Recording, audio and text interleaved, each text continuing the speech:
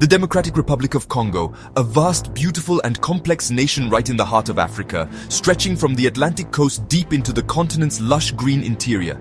Even the name sounds like a history lesson, right? It conjures up images of colonial maps, independence struggles, and a past that still echoes through every corner of the country. It's a country riddled with problems, many of them not of its own making. Decades of conflict, foreign interference, and the relentless pursuit of its mineral riches have left deep scars. But recently, something happened there that shocked the world, a peace deal. Not just a headline, but a moment that made people stop and pay attention. And not just any peace deal, but one between the DRC government and a notorious rebel group called M23. These are the same rebels who have haunted the eastern provinces for years. Now you might be thinking, peace deal? That's good news, right? After all, who wouldn't want an end to violence and a chance for families to rebuild? Well, in the DRC, things are never that simple. Every agreement comes with a shadow of doubt, and every handshake is watched with suspicion. It's a country where peace deals can be as volatile as the volcanic soil beneath people's feet, unpredictable and sometimes explosive. This agreement, my friends, has got everyone talking. From the bustling markets of Kinshasa to remote villages, people are debating what it really means. Some say it's a sign of progress, a rare glimmer of hope, a chance for the DRC to finally heal and move forward after so many years of pain. Others?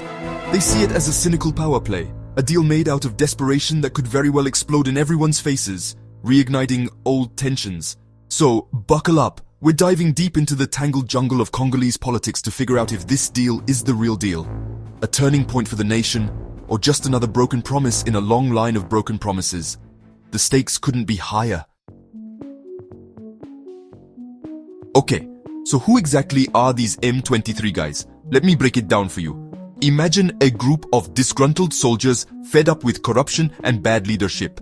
Now, imagine these soldiers are also fighting for the rights of their ethnic group, the Tutsis. That's M23 in a nutshell. They've been around since 2012, and they've caused a whole lot of trouble in that time. We're talking about human rights abuses, we're talking about violence, we're talking about displacing thousands of people. Basically, they're the kind of group you don't want to invite to your birthday party. But here's the thing. You can't understand M23 without understanding the complex web of ethnic tensions in the DRC. They claim to fight for the Tutsi people, who they say are marginalized and mistreated. Of course, the situation is far more nuanced than that, but it gives you an idea of what we're dealing with. The DRC and M23 have a history that's messier than a teenager's bedroom. They've been locked in a deadly dance for over a decade, and it hasn't been pretty. It all started back in 2012, when M23 first emerged, claiming the government wasn't holding up its end of a previous peace deal. And when I say not holding up, I mean flat out ignoring it. They launched attacks, seized territory, even briefly captured the city of Goma back in 2012. The international community was outraged, sanctions were imposed, and eventually M23 was forced to back down. But did that stop them? Nope. They went quiet for a bit, licking their wounds and regrouping, then bam! They were back in 2022, stronger and even more determined to cause chaos. They went on a rampage, grabbing land, terrorizing civilians, and basically making life a living hell for everyone in their path. The DRC government, already struggling to maintain control, was pushed to the brink. Now, we can't talk about this conflict without mentioning the R word, Rwanda. It's a name that pops up again and again whenever tensions flare in this region, and for good reason. See, Rwanda and the DRC are like those neighbors who always seem to be at each other's throats, sometimes over old grudges, sometimes over new ones, but always with a sense of underlying tension that never really goes away. And in this case, Rwanda is accused of being M23's biggest fan, providing them with weapons, money, and even soldiers. The support is said to be so extensive that some call M23 a proxy for Rwandan interests in the region. Rwanda denies it, of course.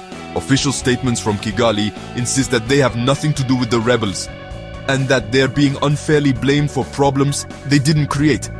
They're like, who, us? We would never do such a thing.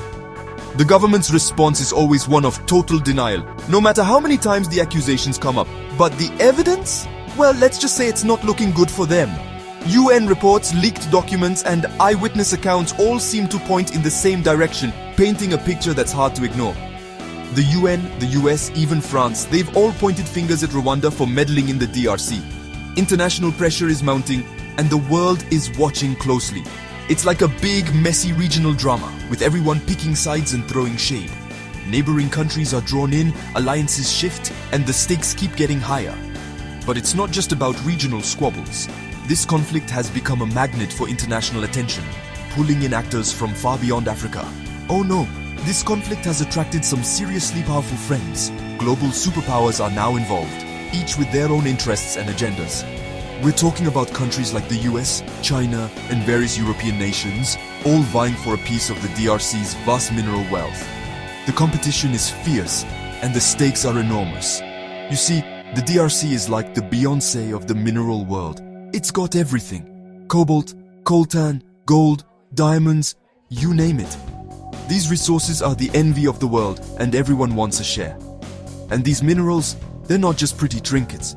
They're the backbone of modern technology, essential for everything from advanced electronics to renewable energy. They're used in everything from smartphones to electric car batteries, and everyone wants a piece of the action. The scramble for these resources only adds fuel to the fire, making the conflict even more complicated and difficult to resolve. So, with all this chaos, violence, and international intrigue swirling around, you might be wondering, why on earth would the DRC government and the M23 rebels even consider sitting down at the same table, let alone agreeing to a peace deal? What could possibly motivate two sides, with so much bad blood between them, to try and find common ground? Well, my friends, sometimes even the most bitter enemies can find a sliver of common interest when they're both backed into a corner, with nowhere else to turn. Desperation, after all, can be a powerful motivator. For the DRC government, this isn't just about politics. It's a matter of survival, plain and simple. Years of brutal fighting have left the government weak, exposed, and more vulnerable than ever before. Their army is stretched to the breaking point, their resources are running dangerously low, and their people, millions of ordinary Congolese, are paying the price, suffering through displacement, hunger, and fear.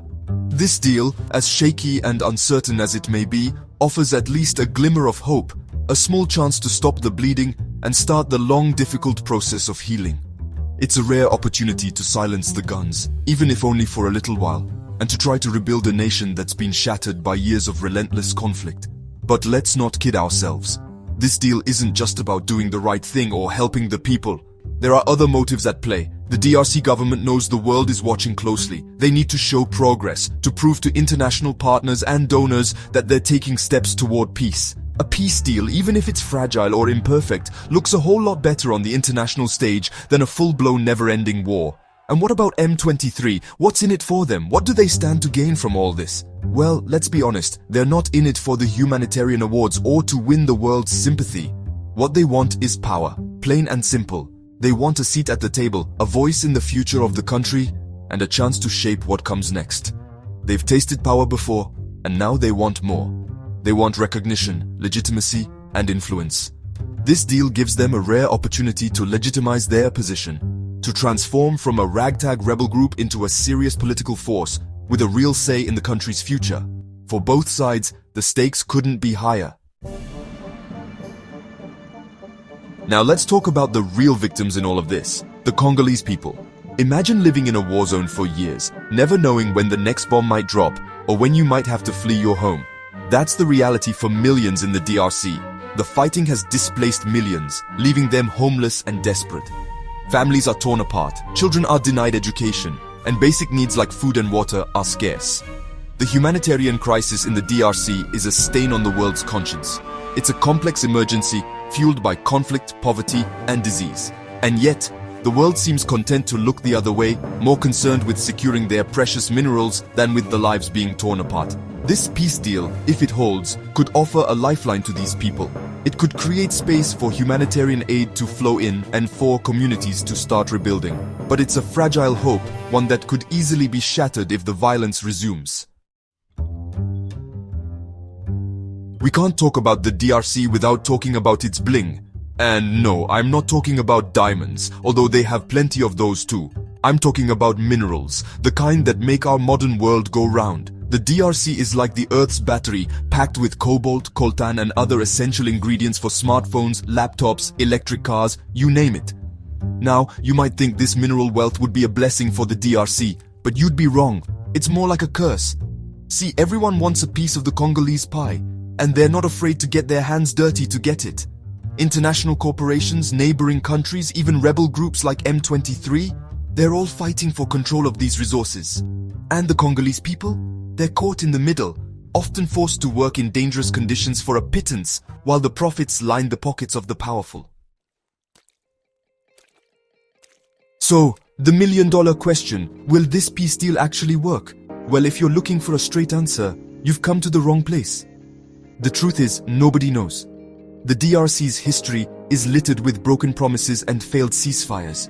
It's like a bad relationship. You want to believe it'll be different this time, but deep down, you know better. There's a glimmer of hope, for sure. The guns have fallen silent, at least for now, and both sides seem to have something to gain from peace.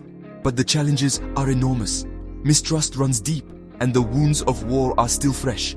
Plus, there are those pesky spoilers lurking in the shadows, those who benefit from chaos and violence. They could easily sabotage the entire deal if it means protecting their interests.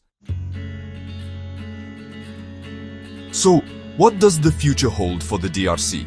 If this peace deal is going to have any chance of success, it's going to take a monumental effort from everyone involved. The DRC government needs to show real commitment to peace, tackling the corruption and inequality that fueled the conflict in the first place. M23 needs to lay down its arms for good and embrace a future without violence. And the international community? Well, they need to put their money where their mouth is. That means providing aid and support to help rebuild the country. It means holding those who commit human rights abuses accountable, no matter how powerful they may be, and it means addressing the root causes of the conflict, including the fight for the DRC's mineral wealth.